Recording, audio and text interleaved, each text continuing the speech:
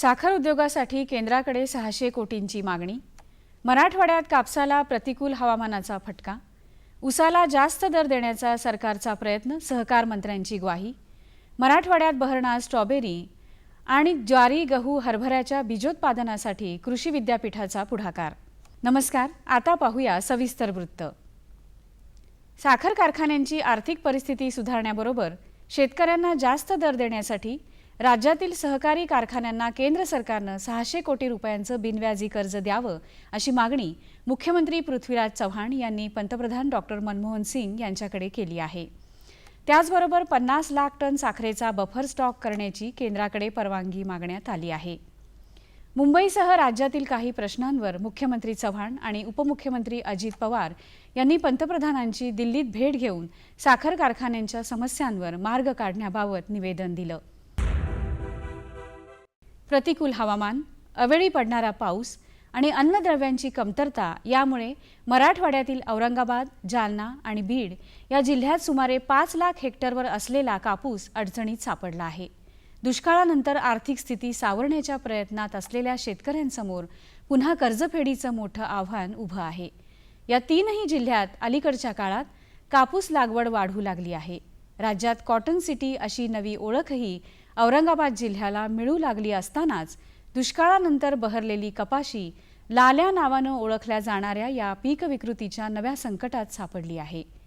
लाल्या विकृतीच्या प्रादुर्भावामुळे कपाशीच्या बोंडासह पानं लाल होऊन आपोआप जळून जातात. राज्य सरकारच्या तिजोरीवर आर्थिक भार पडला तरी शेतकऱ्यांच्या उसाला जास्तीत जास्त दर देण्याचा प्रयत्न केला जाईल. हिंसक मार्गाने आंदोलन न करता चर्चा करून दराबाबत तोडगा काढला जावा. सरकारची चर्चेची तयारी आहे, असं सहकार मंत्री हर्षवर्धन पाटील यांनी स्पष्ट केलं आहे. सातारा जिल्ह्यातील भुईंज येथील किसनवीर सातारा सहकारी साखर कारखान्याचा गळीत प्रारंभ श्री पाटील आणि वनमंत्री पतंगराव कदम यांच्या हस्ते झाला, त्यावेळी ते बोलत होते. वसंतराव नाईक मराठवाडा कृषी विद्यापीठाच्या हिमायतबाग फळ संशोधन केंद्राच्या प्रयोग कक्षेत इस्रायलच्या तंत्रज्ञानावर आधारित 2500 स्ट्रॉबेरी रोपांची लागवड करण्यात आली आहे. ही स्ट्रॉबेरी मराठवाड्यातील शेतकऱ्यांना नवा फळपीक पर्याय म्हणून देणं शक्य होईल काय, याबाबत संशोधन सुरू आहे. दुष्काळामुळे मराठवाड्यात कमी पाण्यात इस्रायलचे तंत्रज्ञान वापरून शेती करण्याचा नवा पर्याय देण्यासंदर्भात कृषी विद्यापीठाकडून संशोधन सुरू आहे. ज्वारी, गहू आणि हरभऱ्याच्या बीजोत्पादनासाठी कृषी विद्यापीठानं पुढाकार घेतला असून त्यासाठी तीनही हंगामातील बीजोत्पादनाचं नियोजन करण्यात आलं आहे. त्यामुळे आगामी काळात या पिकांच्या वाणांची कमतरता भासणार नाही, असं महात्मा फुले कृषी विद्यापीठाचे कुलगुरू डॉक्टर तुकाराम मोरे यांनी म्हटलं आहे. व्यापक स्तरावर राबवण्यात येणाऱ्या कार्यक्रमासाठी भारतीय कृषी संशोधन परिषदेचंही सहकार्य मिळणार आहे. महात्मा फुले कृषी विद्यापीठाच्या विभागीय कृषी संशोधन आणि विस्तार सल्लागार समितीची बैठक सोलापुरात झाली, त्यावेळी डॉक्टर मोरे बोलत होते.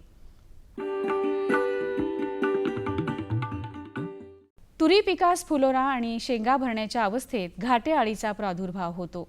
या अळीच्या नियंत्रणासाठी हेलिओकिल 200 मिली प्रति 200 लिटर पाण्यात मिसळून दर एकरी 15 दिवसाच्या अंतरानं पीक फुलोऱ्यात आल्यापासून फवारावे. रब्बी हंगामात बटाट्याची लागवड सरी वरंब्यावर 45 बाय 30 सेंटीमीटर अंतरावर करावी. 800 ते 1500 किलो प्रति हेक्टरी बियाणे वापरावे. लागवडीपूर्वी कॅप्टन 30 ग्रॅम अधिक कार्बेंडेन्झिम 10 ग्रॅम 10 लिटर पाण्यात मिसळून तयार केलेल्या द्रावणात बियाणे बुडवून लागवड करावी.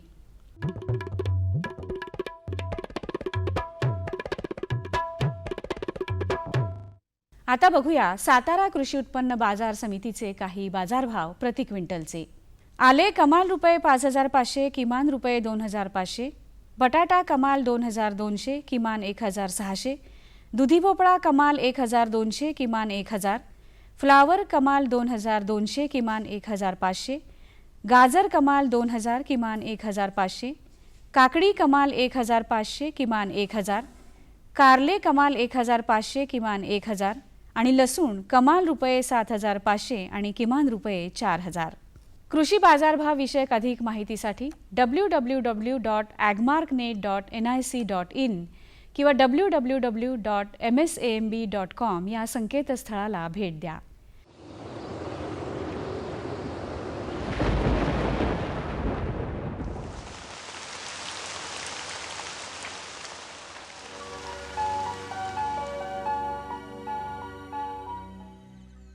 येत्या 24 तासात राज्यात हवामान मुख्यतः कोरडे राहील. त्यानंतरच्या 48 तासात हवामान कोरडे राहण्याची शक्यता आहे.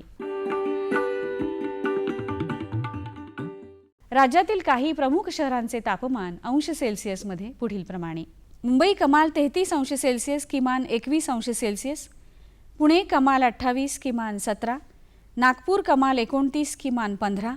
नाशिक कमाल 29, किमान 17. औरंगाबाद कमाल 29, किमान 17. कोल्हापूर कमाल 30, किमान 17. सांगली कमाल 29, किमान 17. सातारा कमाल 28, किमान 17. आणि सोलापूर कमाल 29 अंश सेल्सिअस आणि किमान 18 अंश सेल्सिअस राहण्याची शक्यता आहे.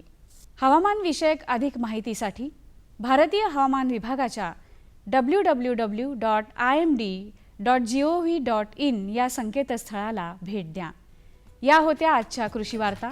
पुन्हा भेटूया पुढील भागात. तोपर्यंत नमस्कार.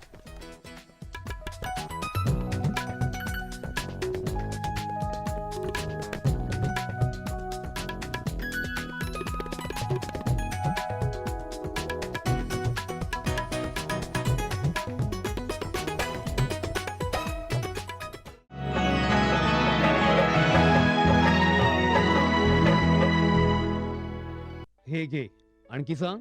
बस. अरे हे काय भाऊ, इतकं कमी रासायनिक खत? शेती सोडली आहेस का? शेती नाही, नादानपणा सोडतोय. मातीचं परीक्षण केलंय. आता तर भाऊ जितकं आवश्यक आहे तितकंच खत शेतात टाकू. हा, शेतकऱ्यांनो, आजच आपल्या जिल्ह्याजवळच्या भूमी परीक्षण प्रयोगशाळेत मातीचं परीक्षण अवश्य करवा आणि मातीची पोषक तत्व, आर्द्रता व रोपांचा विकास बघता केवळ आवश्यकतेनुसारच पोषक तत्व घाला. आणि हो, मातीतलं गंधक, जस्त, बोरॉन सारख्या पोषक तत्वांविषयीही जाणून घ्या. खत आणि जैविक खताच्या योग्य उपयोगानं भूमीचा सकसपणा टिकवून ठेवा, उत्पादकता वाढवा, खर्च कमी करा आणि बहुमोल परकी चलन वाचवण्यातही सहकार्य करा. आणि हो, मंदगतीनं नायट्रोजन उपलब्ध करून देणारी खतं जसं कडुलिंबयुक्त युरियाला प्राधान्य द्या आणि युरियाचा पानांवर शिडकाव करा. अरे वा, तू तर खरोखरी समजूतदार झालास रे. आणखी माहितीसाठी संपर्क करा जिल्हा कृषी अधिकारी किंवा शेतकरी कॉल सेंटर. आई, मला खायला दे ना. धीर धर बाळू, अजून डाळ शिजली नाही. चिंता करू नको बाळूची आई, यंदाच्या बारीला डाळ चांगली शिजल. म्हणजे व NFSM द्वारे डाळीचं उत्पादन वाढवण्याची पद्धत करण्यासाठी 1000 भागांची निवड करण्यात आली आहे. आणि त्यामध्ये आपल्या भागाचा बी समावेश आहे. त्यांना आमचा काय फायदा हो? आपल्या 5 एकर शेतासाठी लागणारं खत आणि कीटनाशक याशिवाय मिनी किट बी भेटल. पण इतक्या डाळीचं करायचं काय? सरकारनं कडधान्याचं आधारभूत मूल्य खूप वाढवलं आहे आणि त्याच्या खरेदीची पुरी व्यवस्था केली आहे. त्यानं मिळकत बी वाढल. आमचा बाळू एक चांगल्या शाळेत जाऊन शेतीशास्त्रज्ञ बनल.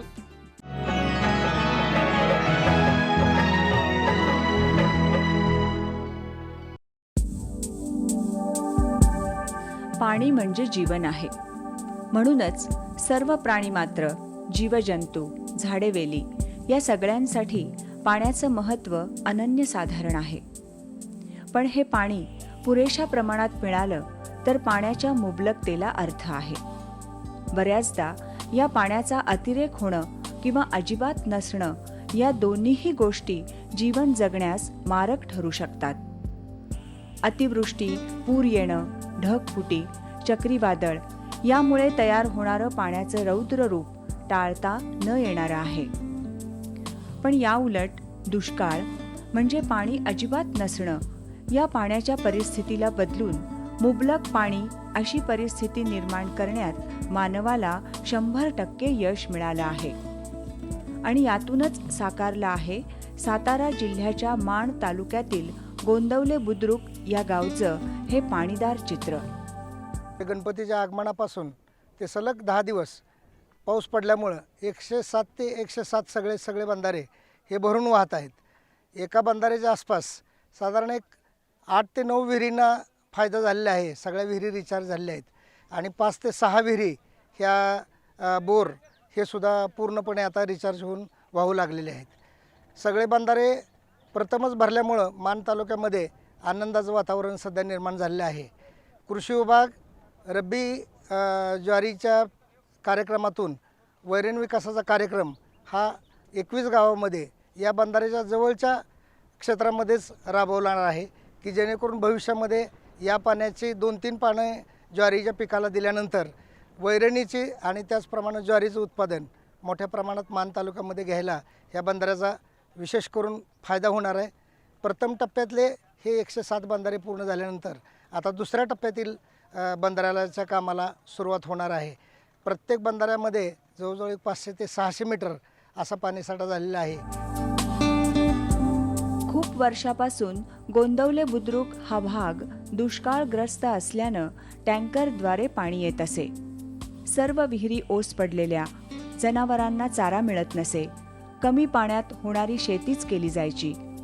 पण या सगळ्या गोष्टी साखळी सिमेंट बंधारे या उपाययोजनेमुळे पूर्णतः बदलून गेल्या. साधारणतः 5 किलोमीटर अंतरच्या अंतराल जो परिसर आहे तो पूर्ण साधारणतः 2-2, 3-3, 4-4 किलोमीटर एका बंधाऱ्यात पाणी साठलेलं आहे आणि कुठलाही बंधारा एकही लिकेज नाही. आणि आता ते पाऊस आता थांबलेला आहे, तर आता बोरची विहिरीची पातळी आता वाढत चाललेली आहे. रोज 2 फुटाने पाणी विहिरीत वाढत आहे आणि बोरची पातळी आता वाढत चाललेली. त्यामुळं गावाचा कायमस्वरूपी पिण्याचा पाण्याचा प्रश्न हा मिटलेला आहे. 1-2 वर्ष जरी नाही पाऊस पडला तरी आम्हाला पियाला पाणी कमी येणार नाही. आणि आमची जी जनावरं गेली 2 वर्ष छावणीवर गेली होती, 10,000 ते 15,000 जनावरं होती, ते विभागून असे 3 गावात छावणीवर गेलेली होती. ती जनावर आता पूर्ण आता जनावराला चारा होईल, शेती पिकेल आणि हजारो एकर आमची शेती आता ओलिताखाली. पाण्याची कमतरता असल्यानं आतापर्यंत बाजरी, ज्वारी यासारखी हलकी पिकं घेतली जायची. पण आता जास्त पाण्याचे शेती प्रकल्प राबवण्यास सुरुवात झाली आहे. या गावामध्ये कृषी विभागामार्फत 5 बचत गट आम्ही प्रस्तावित केलेले आहेत आणि पहिले या गावामध्ये बाजरी, ज्वारी, गहू अशी हलकी पिकं आम्ही पाणी कमी पडत असल्यामुळं आणि मार्चमध्ये पाणी कमी येतं शेतीला म्हणून आम्ही हलकी पिकं घेत होतो. परंतु या कृषी विभागाच्या मार्गदर्शनामुळं आम्ही शेडनेट शेती करण्याच्या संकल्पना यामध्ये राबवलेल्या आहे आणि गावामध्ये शेतकऱ्यांचे 11 शेतकऱ्यांचे असे 5 बचत गट केलेले आहेत आणि त्याच्यामध्ये फुलशेती, फळशेती आणि डाळिंब अशा पैशाची पिकं यापुढे घेऊन या गावामध्ये 200 ते 250 हेक्टर क्षेत्र यामध्ये ठिबक सिंचनाद्वारे शेती करण्याचं प्रयोजन कृषी विभागाच्या या मार्गदर्शनाखाली आम्ही राबवणार आहोत. साखळी बंधारे प्रकल्पामुळे पाणी मुबलक मिळू लागलं तरी इथले शेतकरी ठिबक सिंचन ही पिकाला पाणी द्यायची पद्धत वापरतात.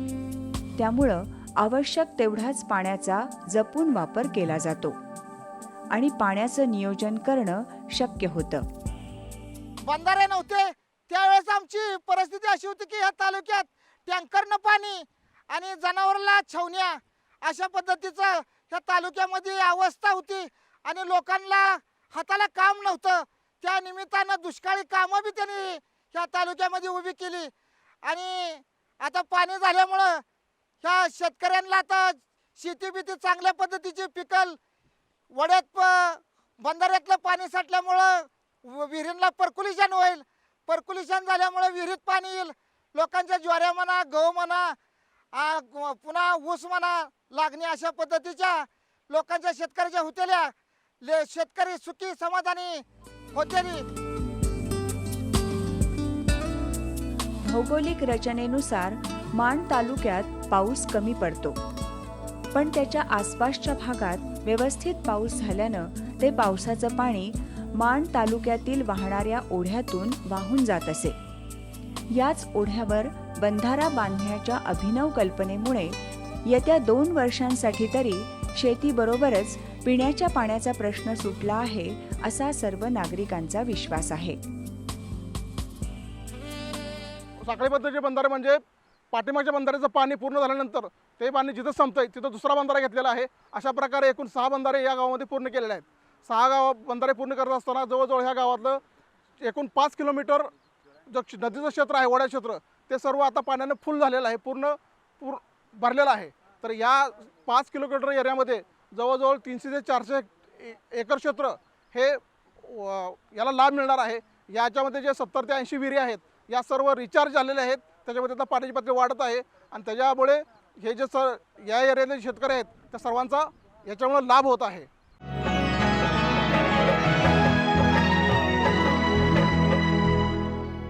सुगंधाच्या दरवळीमध्ये, स्वादाच्या बहारीमध्ये, प्रगतीच्या डहाळ्यांमध्ये पसरणाऱ्या हास्यांमध्ये, हिरव्यागार झाडांमध्ये, मोठ्या मोठ्या सौद्यांमध्ये, गोड मधुर गुंजनामध्ये, आनंदाच्या चाहुलीमध्ये. NHM बागवानी मिशन. आमची आकांक्षा आपलं स्मितहास्य. बायका वसूल करतेस बाबा, करतेस बाबा. तुकाराम, हे तुकाराम. हे शाळेला गेल्या ती. शाळेला गेला? अरे बा नाही सांगायचं तर पटेलाशे बॉल बाडे.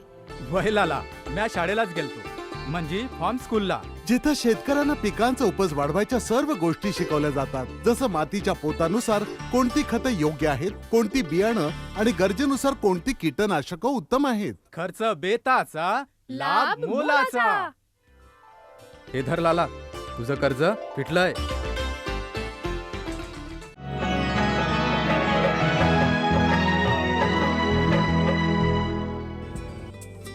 खरा लोकनेता म्हणजे जो लोकांच्या पर्यायाने गावाच्या हिताचा विचार करेल, त्याचा अभ्यास करेल आणि सर्व अडीअडचणींवर मात करून गावाचा विकास साधण्याचं स्वप्न पूर्ण करेल.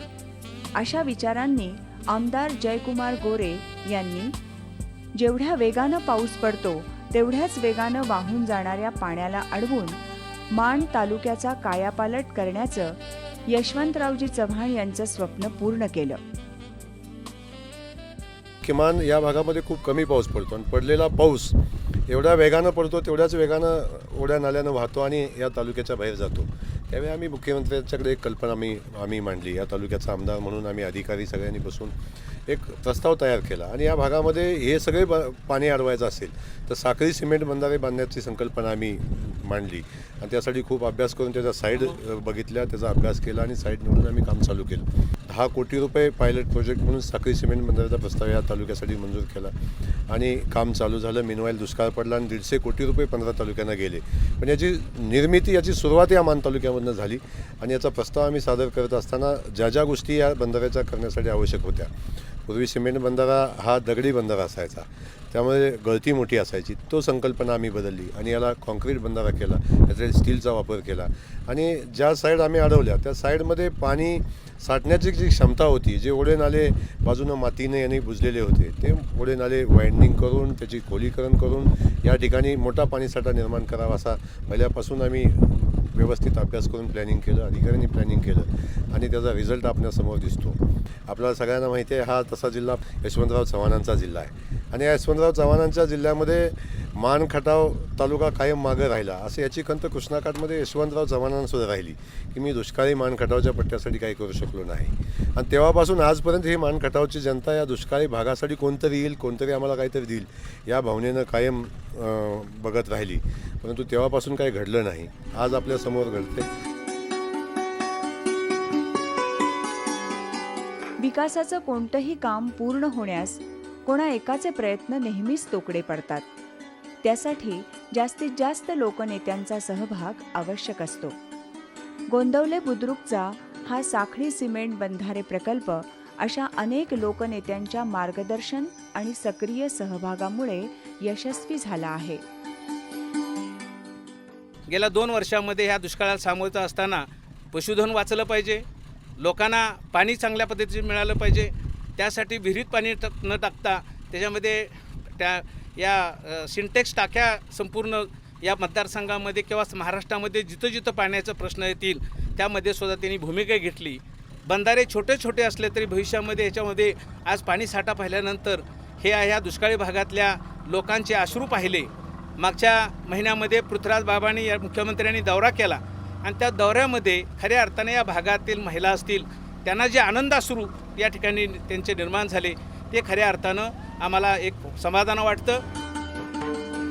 वाहून जाणे हा पाण्याचा गुणधर्म आहे, पण त्याला अडवणं आणि त्याचा योग्य, जपून, आवश्यक तेवढाच वापर करणं हे मानवाच्या हातात आहे. नेमकं हेच तत्व वापरून गोंदवले बुद्रुक या गावचा दुष्काळग्रस्त हा वर्षानुवर्षे असलेला ठपका आता पूर्णपणे नाहीसा झाला आहे.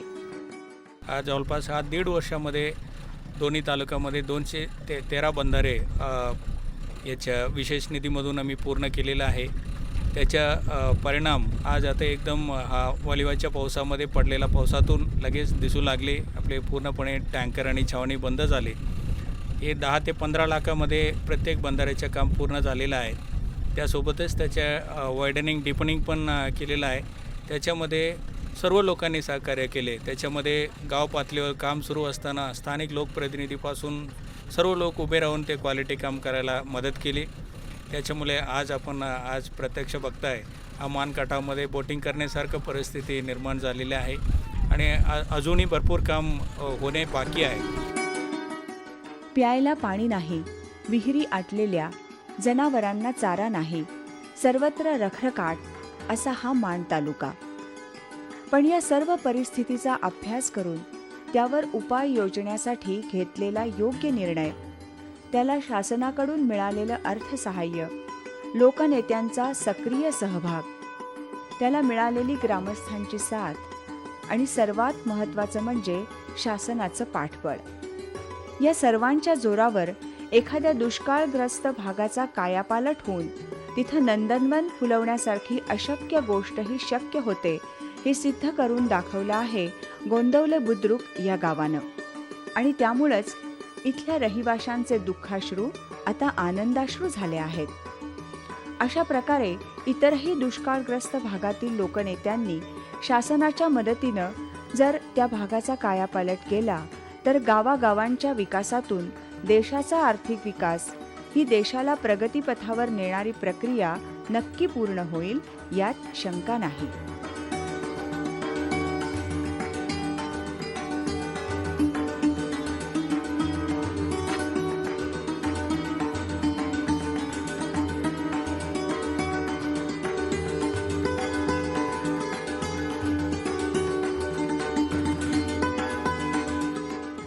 आमचा पत्ता निर्माता कृषी दर्शन, दूरदर्शन केंद्र पुणे. आमचे ईमेल ID असे आहे ddkpunekrshi@hotmail.com आणि ddkpunekrshi@rediffmail.com.